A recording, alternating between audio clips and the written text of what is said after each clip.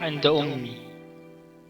تركت أوراقي القديمة عند أمي، أوصيتها بها كأنها أنا، وقلت يا أماه لا تبقي على أي حكاية، كلما اشتقت لي احرقي منا حكاية، كلما رأيتني أنام في مكاني المعتاد احرقينا، ما قيمتي أنا وما قيمة القصص القديمة إن ما احترقنا لأجل أمي.